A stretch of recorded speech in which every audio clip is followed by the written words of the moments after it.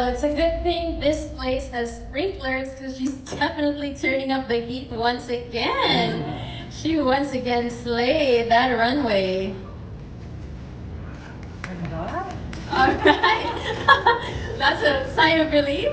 Well, good afternoon, Pauline. Welcome to the press conference. And don't be shy. Please come up on stage and join me, as I think we have a lot of juicy details we would like to know from you. Tired, but mentally and emotionally, I'm so energized because of today's activity and to once again see you all here. And I just want to also say thank you to everyone that's here, and Annabelle, also thank you for doing this once again for me. It's so nice to have a friend in you also as a host.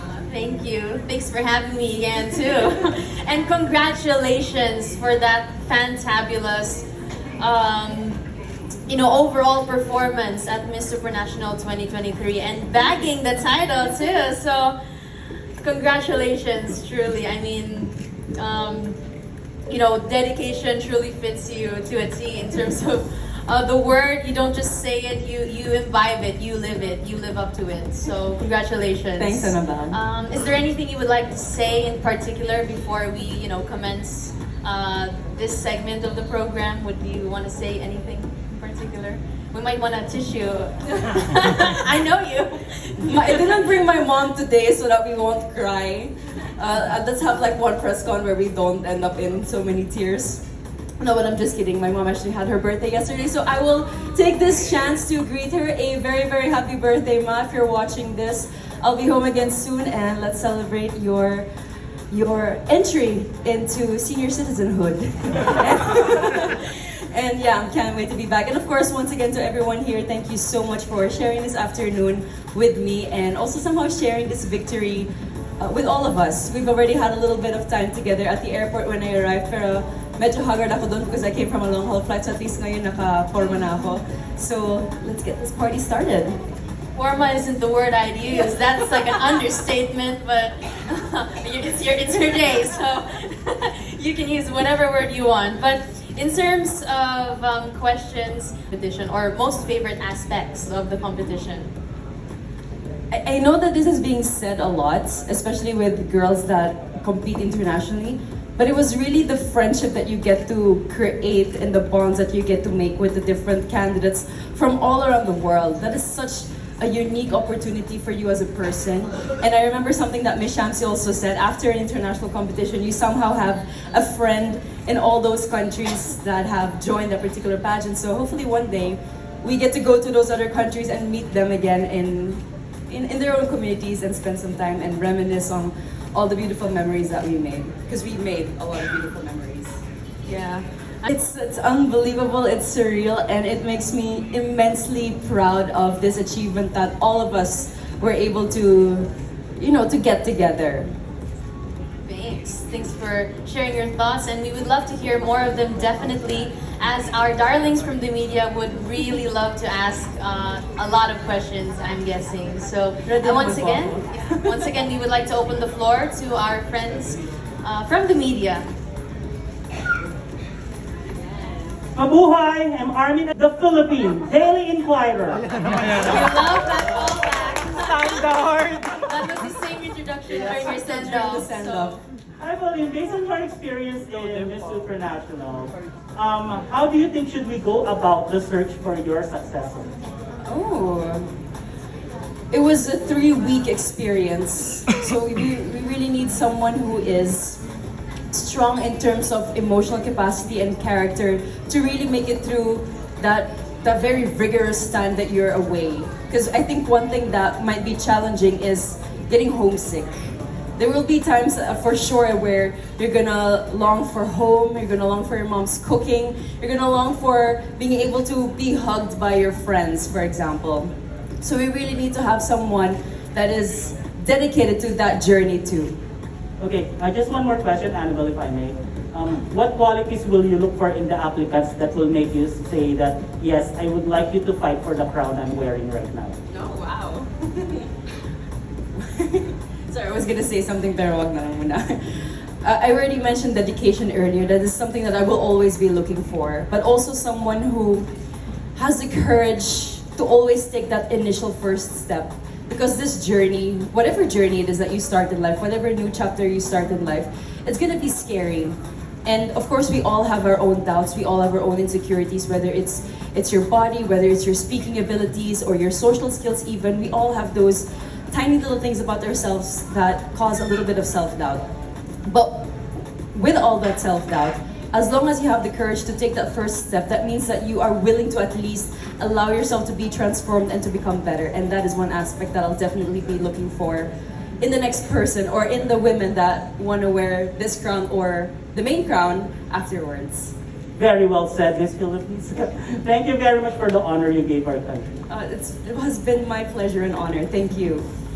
And it has been an ambition of mine for so many years already to finally wear the Philippine sash, to say Philippines through the microphone, and it wouldn't have been possible if not for the people on my team, if not for my mom.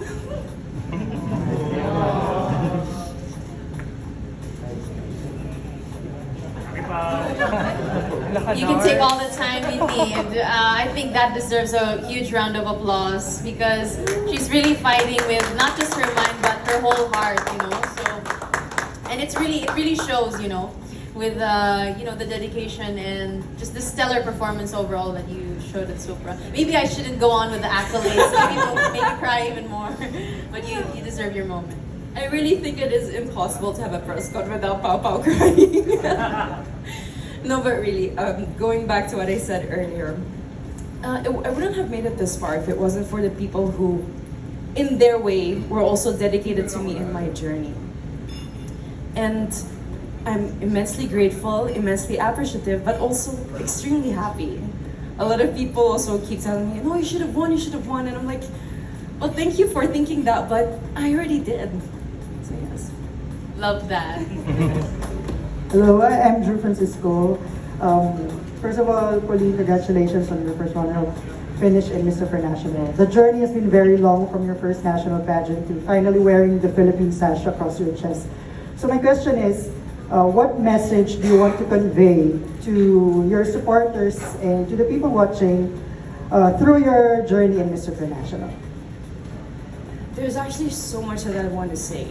And I think maybe one thing that I really want to focus on is the importance, once again, of keeping that voice in your mind the kindest and loudest. There will always be a multitude of voices, external voices, that might somehow doubt you, that might somehow try to bring you down.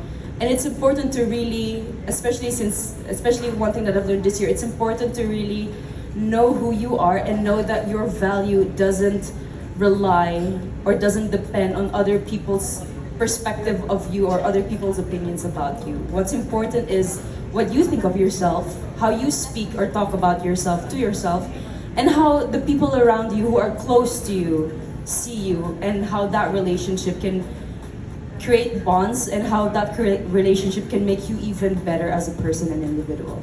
Thank you. Thank you too.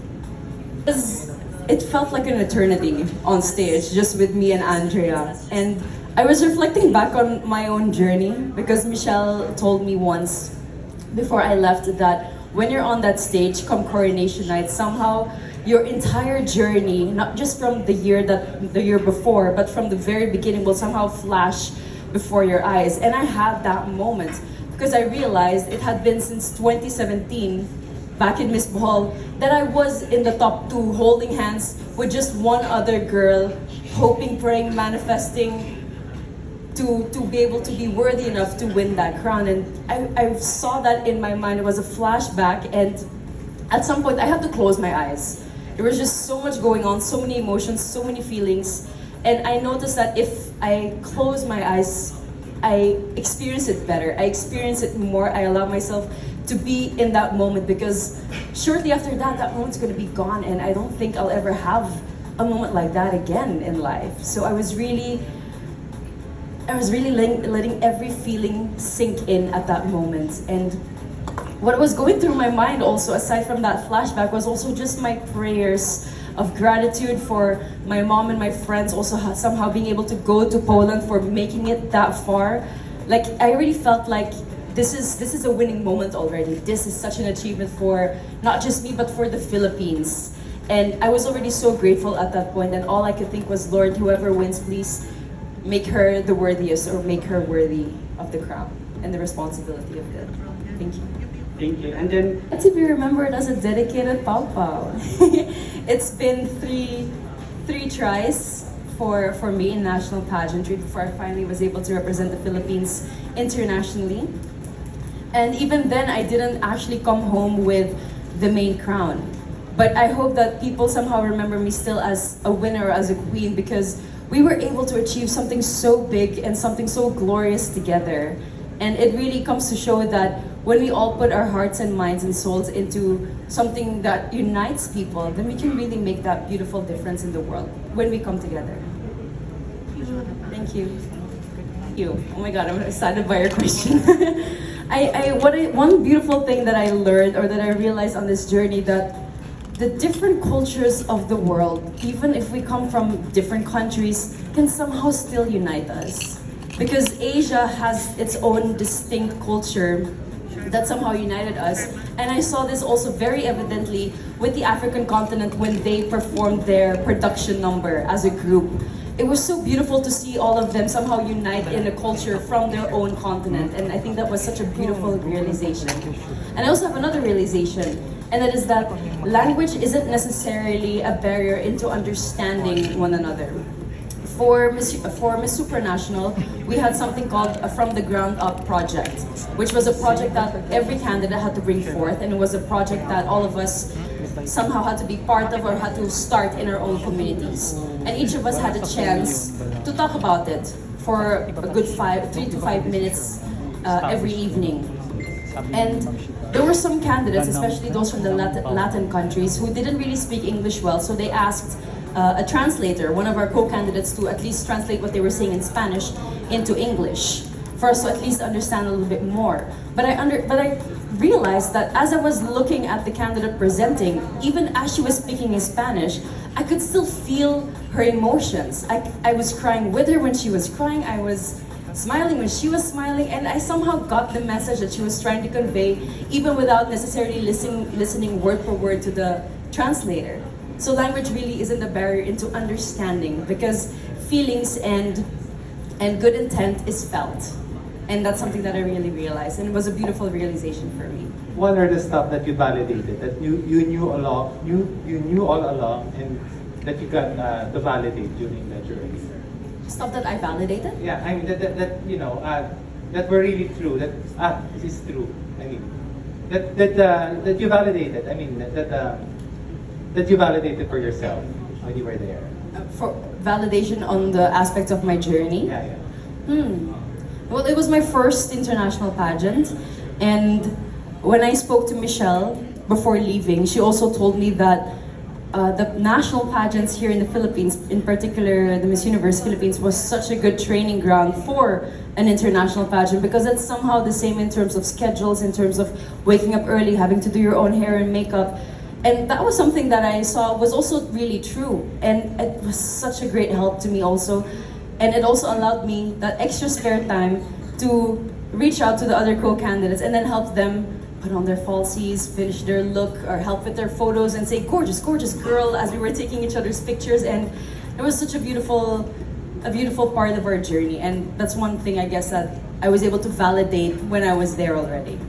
Finally, is this your last contest? Will you be trying again next year for Miss Universe Philippines? I would have already exceeded the age limit if I join next year. I'll be turning 28 this month, so I don't think that pwede na. If they extend it to 30 years old, probably.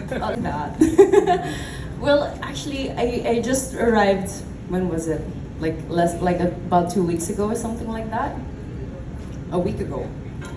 Has it just been a week? Nah. Okay. So around 2 weeks ago. And I remember just having like one whole day of rest to recover from the jet lag. And then I was actually going back to work now for the organization, for the different brands and sponsors that have helped us, get this far in this journey. And one thing that I really enjoy, which is something that I did last night, was hosting. So I hope to be able to continue on that path as well, and somehow still be part of other girls' journey, not as a co-candidate, but as a host this time. That's something that I really look forward to. Thank you too.